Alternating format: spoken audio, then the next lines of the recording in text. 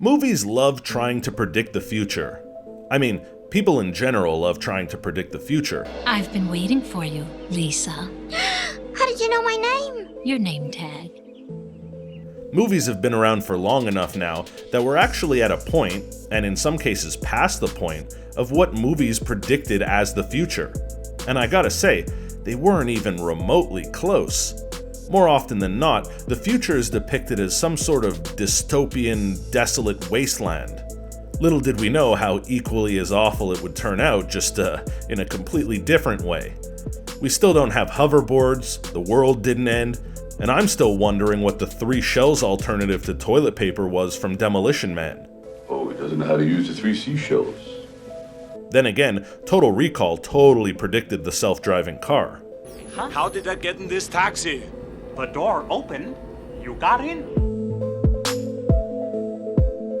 Let's start by going back to the future, with Back to the Future. While the first one focused on a young Marty McFly traveling to the past, the sequel featured time travel into the future. More specifically, 1989's Back to the Future Part 2 travels to October 21st, 2015. So they were essentially guessing what the world would be like 26 years from the production date. Some things they nailed, like drones and big screen TVs.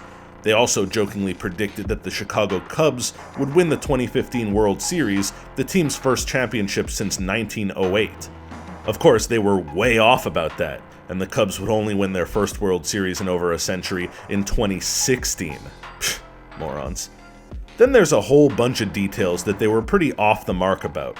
For starters, when Marty McFly goes to the hip retro 80s cafe, the seating in the diner are actually all stationary bikes for customers to pedal while eating. While that's a nice idea, in theory, we've actually drifted further in the opposite direction. Sure, technologically this is a possibility and it can exist, but people don't want to exercise while they eat.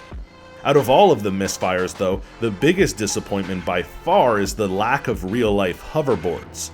Back to the Future made those things look so cool, yet we're 4 years past the mark and still nothing.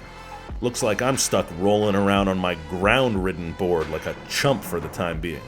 Then there's Biff Tannen, the antagonist of the movie, who uses his trusty sports almanac from the future to place bets in the past and amass a massive amount of wealth. It's actually a pretty smart strategy.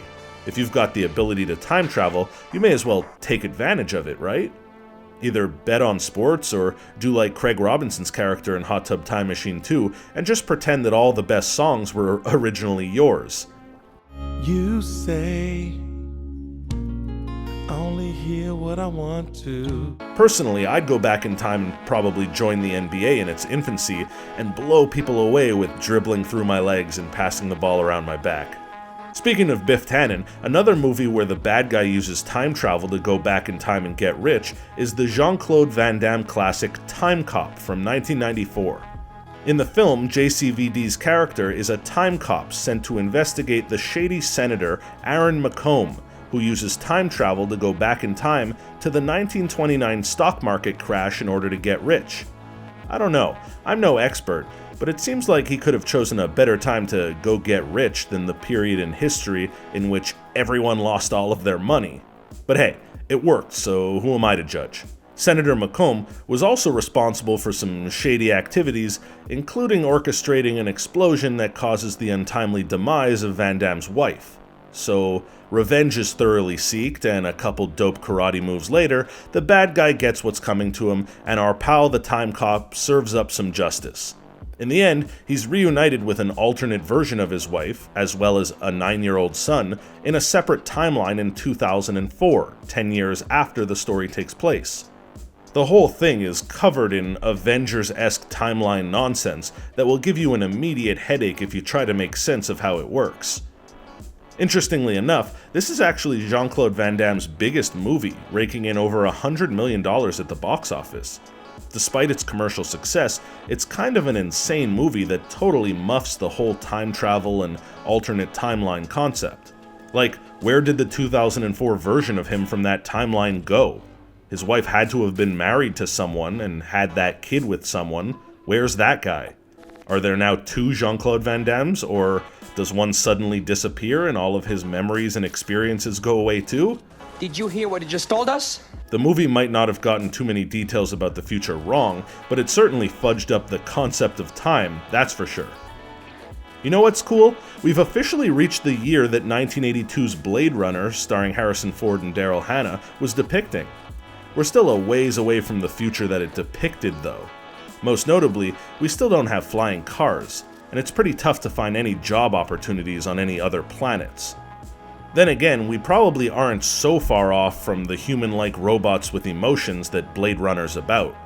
Speaking of running-based movies set in a wrongfully predicted future, there's Running Man, starring Arnold Schwarzenegger. Released in 1987, and also set in 2019, the movie depicts the absurdity of entertainment. I guess it somewhat correctly predicted the levels of craziness that reality television would reach, only minus all of the gore and death. The movie predicted a wild concept where people would be hunted on television for an audience's enjoyment. Instead, we got weirdos from New Jersey getting into fights and dating each other. Another movie from the past that thought we'd for sure be competing to the death on live television in the future is 1975's Death Race 2000. Is that really such a plausible notion? That we'd turn something as gruesome and grotesque as humans competing for their lives into a form of entertainment? Like, why would the world end up so heavily focused on a deadly sporting event for literally no reason? Death Race 2000 was apparently such a winner that in 2008 they made a remake with Jason Statham, only this one was set in the year 2012. It too focused on an intercontinental car race with a bevy of human lives at stake. I'm glad that one didn't turn out so accurate. I don't know why people thought the future would be so full of dangerous sporting events, but 1975's Rollerball is eerily similar, only with a much less badass sport. Set in 2018, the movie depicts a world where corporations have replaced governments, which isn't entirely wrong, and Rollerball has replaced all other forms of entertainment, which is very, very wrong. In what kind of absurd timeline would Rollerball end up being the only thing on television and the only source of entertainment to millions of viewers? I get that there's some pretty crappy stuff on television these days, but we haven't sunk that low. So there's plenty of examples of movies wrongfully predicting what entertainment might look like in the future, but there are also some truly awful guesses about society in general and the state of the world. For example, 1981's Escape from New York depicted a 400% rise in crime that would result in Manhattan being turned into a maximum security prison for all criminals following a World War III in 1988. That's a doozy of a concept. In the film, Kurt Russell plays the grizzled Snake Plissken, which is undeniably a first ballot fictional character Hall of Fame name. He's a one-eyed criminal tasked with getting the president out of Manhattan safely. The funniest part of it all is the president carries with him information that's vital for the future of society. What is said information kept on, you ask? Maybe a USB device, perhaps a hard drive, maybe even a floppy disk? Nope. It's a cassette tape. The 80s really were a simpler time. Luckily, this movie got all the things wrong, and Manhattan is totally fine today. Perhaps the film that we're most fortunate for being inaccurate is 2009's 2012. This disaster movie played off of the ancient Mayans' prediction that the world would come to an end in the year 2012. In the film, the Earth's crust becomes unstable, and volcanic eruptions, plate shifts, tsunamis, and earthquakes wreak havoc on the planet. Luckily for humanity, this movie got things pretty wrong and none of that actually happened. Of all the movies that made attempts at predicting the future, it's somewhat disheartening that perhaps the most accurate representation of the future that we now call the present comes from the 2006 movie Idiocracy. The reason that's so disappointing is because Idiocracy was meant to be an exaggerated satire of society, but things have gotten eerily close to the future that it was jokingly predicting.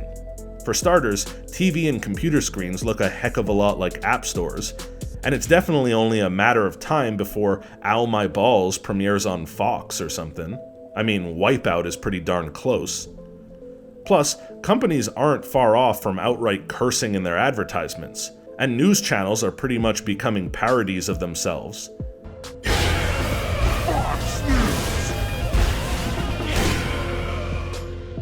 The movie actually takes place in the year 2505, but we're on pace to get to that point a lot sooner than that.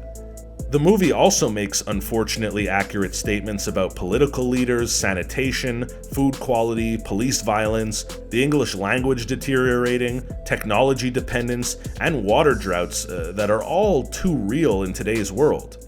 What you're saying is that you want us to put water on the crops. Yes. Like out the toilet? All in all, it's probably the futuristic movie with the most accurate predictions, and that is not something to be proud about. Wow, you can see into the present. Well, what do you think? Is there an older movie that accurately predicted the future that we didn't mention? Or is there a movie that does a horrible job of guessing what the future might be like that stands out to you? Oh, he doesn't know how to use the 3 seashells. Let us know what you think by dropping a comment in the section down below. Before you go, make sure to hit that thumbs up button, and don't forget to subscribe to ScreenRant to stay up to date with all of our latest releases. Until next time, bye!